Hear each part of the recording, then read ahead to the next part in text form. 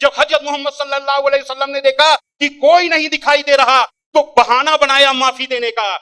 ये बहाना क्या बनाया कि जो यहां चला छुप जाए उसे माफी, जो वहां छुप जाए उसे माफी, जो वहां छुप जाए उसे भी माफी, यानी किसी न किसी बहाने सबको माफी माफी माफी और माफी। सलमान कुरान मजीद को नहीं देख रहा, इसीलिए समस्याएं पैदा हो रही। अस्सलाम वालेकुम, मैं हूं फरिया काजिम। आज आप लोगों के लिए बहुत ही अच्छी सी वीडियो लेकर आई हूं। हुज़ूर पाक सल्लल्लाहु अलैहि वसल्लम की सीरत मुबारक पढ़कर एक पंडित भी आपकी तारीफों में मशगूल हो गए हैं। पहले वो कुछ कहते थे और अब जबकि उन्होंने पढ़ लिया है तो आइए मिलकर ये वीडियो देखते हैं कि वो क्या बातें कर रहे हैं। यानी आप पहले एकदम ऑपोजिट थे। वो जो किताब पहले जो किताब लिखे टोटली एंटी इस्लामिक था। बाद में अभी जो है आप एकदम पॉजिटिव अंदाज में, ब्यूटीफुल अंदाज में, बहुत सारे मौलवी भी आपको मैच नहीं कर सकते। पूरे मौलवी करके नहीं बोलता, बहुत सारे यानी उलमा में भी हर आदमी के पास जो है वो जो बोलने का तरीका जो है हर आदमी के पास नहीं हो सकता है। तो उस अंदाज में आप जो बोल रहे हैं बहुत डीप स्टडी करते हुए आप लोगों के सामने आ रहे हैं। तो what is the transition phase, कैसा हुआ है? एक अखबार निकलता है उत्तरी भारत में, दैनिक जागरण, बहुत मशहूर, सबसे ज्यादा पाठक हैं उसके। उसमें एक लेख छपा था, दंगे क्यों होते हैं। बल्लाज मधोक, जो बुजुर्ग लोग हैं उनको जानते होंगे बल्लाज मधोक को, उन्होंने एक लेख लिखा था और कुरान मजीद की कुछ आयतें दी थी। तो वो आयतें देखने के लिए कि क्या वास्तव में सही है कि नहीं, मैं इलाहाबाद में एक दुकान में गया और मौलाना फतेह मोहम्मद खान साहिब जालंधरी और मौलाना अब्दुल पारिक साहब की हिंदी का अनुवाद ले आया और उसमें हमने देखा तो वो कुरान मजीद की वो आयत वैसे ही मौजूद थी। तो मुझे लगा कि ये बात सही है और मैंने किताब लिखी इस्लामिक आतंकवाद का इतिहास। बाला साहब ठाकरे को बहुत पसंद आई, उन्होंने उसका अंग्रेजी ट्रांसलेशन कराया, the history of Islamic terrorism के नाम से।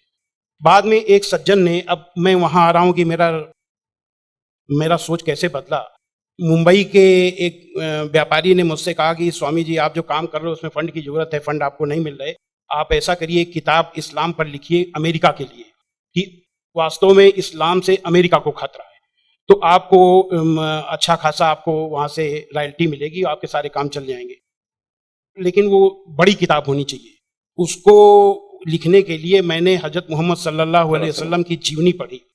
जब जीवनी पढ़ी तो जो कुरान मजीद की आयतों को मैंने आतंकवाद से जोड़ा था कि इन आयतों की वजह से आतंकवादी बनते हैं, लेकिन जीवनी पढ़ने के बाद मुझे लगा कि ये आयतें आतंकवाद को रोकने के लिए हैं, आतंकवादियों को, सुभान अल्लाह, क्योंकि उनमें जो युद्ध का आदेश था वो आतंकवाद और आतंकवादियों के विरुद्ध था। तो मुझे लगा कि मुझसे बहुत बड़ी गलती हो गई, एक धर्माचार से ऐसी गलती नहीं होनी चाहिए। और वो गलती क्यों हुई? वो गलती का जिम्मेदार मैं नहीं था, उस गलती का जिम्मेदार अनुवाद करने वाला था, जिसने ये नहीं बताया कि आयत का मतलब कैसे समझें। किसी भी, हम यहाँ जो गैर मुस्लिम भाई होंगे उनको मैं बताऊं कि आयत का मतलब समझने के लिए जरूरी है कि आयत क्यों और किन परिस्थितियों में आई। ये जब जानेंगे तभी सही अर्थ मालूम होगा। तो ये जानने के बाद मैंने एक दूसरी किताब लिखी, इस्लाम आतंक या आदर्श, यानी इस्लाम में आतंक नहीं, आदर्श ही आदर्श है। और इसका हम दूसरा उदाहरण और हम दे रहे हैं क्योंकि हमने एक दूसरी किताब भी लिखी है। एक बार मैं जा रहा था, अभी थोड़े दिन की बात है, तो एक सज्जन से मेरी बातचीत होने लगी। मैंने कहा इस्लाम में आतंकवाद है ही नहीं। तो उन्होंने क्या किया, अपने मोबाइल में दिखाया एक इंटरनेट से कि आज से 100 साल पहले ब्रिटिश पार्लियामेंट में एक भूतपूर्व जो प्रधानमंत्री विलियम ग्लैडस्टोन थे, उन्होंने कुरान मजीद को लहराते हुए उसके बारे में कुछ नेगेटिव चीजें कही थी। तो मुझे बिल्कुल अपनी बात याद आ गई कि जैसे मैंने गलत समझा वैसे विलियम ग्लैडस्टोन ने भी गलत समझा, और उसके जिम्मेदार वो नहीं, अनुवाद करने वाले थे, क्योंकि उन्होंने सही अनुवाद उसको सही ढंग से एक्सप्लेन क्यों नहीं किया। तो मुझे लगा कि अब इस पर भी एक किताब लिखने की जरूरत है। तो मैंने एक दूसरी किताब लिखी है, कुरान जीने की कला। वो अंग्रेजी हिंदी में है, वो छप चुकी है जामिया नगर में, जो जमाते इस्लामी के मरकज से छपी है। अंग्रेजी में इस्लाम एंड आर्ट ऑफ लिविंग के नाम से अंग्रेजी में भी छपेगी। अब इन सारी चीजों जो मैंने इस्लाम को देखा, कुरान को देखा, उसके हिसाब से मैं एक छोटे से निष्कर्ष पे पहुंचा कि इंसान में इंसानियत लाने के तरीके का नाम इस्लाम है। और ये जुमला नहीं है, ये जुमलेबाजी नहीं है कि मैं अपने तरफ से मैंने कोई एक मुहावरा कह दिया, एक जुमला फेंक दिया। ये बात दलील के साथ मैं बताऊंगा, और मैंने दलील के साथ देखा है। ये इंसानियत के दुश्मन है, काम, क्रोध, मद, लोभ, मोह, ये दुश्मन है। और कुरान मजीद में इन सब के लिए बहुत ही बड़ी बुराई बताया गया है और रोक लगाई गई है। पहले एक चीज हम काम को ले लेते हैं। काम यानी कि किसी भी महिला को, किसी भी औरत को अपनी बीवी को छोड़ करके, और दुनिया की जितनी महिलाएं हैं उनको अपनी मां, बहन, बेटी समझना, ये कुरान में बहुत ही सख्ती से पालन करने के लिए कहा गया है। अभी तक आप लोगों ने देखा होगा कि जो गैर मुस्लिम भाई हो, सुने कि किसी भी मर्द को देख करके औरत को अपनी निगाहें नीची कर लेना चाहिए, लेकिन कुरान का क्या हुक्म है? कुरान के सूरा 24 आयत नंबर 30 में है, ऐ मोहम्मद मोमिनों से कह दो कि वे अपनी गैर जो भी महिलाएं हैं, जो उनको देख करके अपनी निगाहें नीची रखा करें और अपनी शर्मगाहों की हिफाजत करें। यानी जब सुभान अल्लाह, मर्द जब अपनी पत्नी के सिवा किसी को देखे तो आंख न मिलाए उससे, अपनी निगाहें नीची कर ले और मर्यादा में रहे। ये पुरुष के लिए ये बनाया गया नियम, और यही नियम औरत के लिए भी, दोनों के लिए वही नियम बनाए गए। ये नहीं कि केवल औरत के लिए। कहते हैं कि इस्लाम में औरत को दबाया जाता है, लेकिन मर्द के लिए कितना सख्ती से नियम बनाया गया। तो ये काम के लिए कितनी सख्ती की गई। क्रोध, गुस्सा के लिए सबसे पहले गुस्सा का तरीका इस्लाम में इतना आसान बताया गया कि देख करके मैं सबसे ज्यादा प्रभावित हुआ। कहा जाता है अगर गुस्सा अगर किसी का रुक जाए तो वो पूरा संत बन गया, साधु बन गया। और कितना बढ़िया तरीका इस्लाम में बताया गया, कुरान में बताया गया है कि माफ कर दो, किसी के गुनाहों को माफ कर दो, और जब माफ कर दो को गुस्सा खत्म। और सबसे पहले ये हुक्म दिया गया पैगंबर को। सूरा 7 आयत नंबर 199 में हुक्म आया कि ऐ मोहम्मद माफी का तरीका अपनाओ और भलाई का हुक्म देते रहो और अज्ञानियों से किनारा कर लो। सबसे पहला माफी का हुक्म अगर आया तो अपने पैगंबर के लिए आया। और ऐसे लोगों को क्या कहा गया? सूरा 3 आयत नंबर 134 में अल्लाह का हुक्म है कि जो लोग तंगी और खुशहाली की हर हालत में अच्छे से अच्छा काम करते हैं और गुस्से को रोकते हैं और लोगों के गुनाहों को माफ करते हैं, तो अल्लाह ऐसे लोगों को पसंद करता है जो ऐसे अच्छा से अच्छा काम करते हैं। हजरत मोहम्मद सल्लल्लाहु अलैहि वसल्लम पर कुरान उतरने के बाद आपके दिल में उतर गई, दिल में उतरने के बाद आपके कर्मों में उतर गई। आपके एक एक कर्म कुरान में अल्लाह के हुक्म के अनुसार हुआ करते थे। आपने पहले खुद अपने आचरण में लिया, अपने अखलाक में लिया, तब दूसरों को बताया।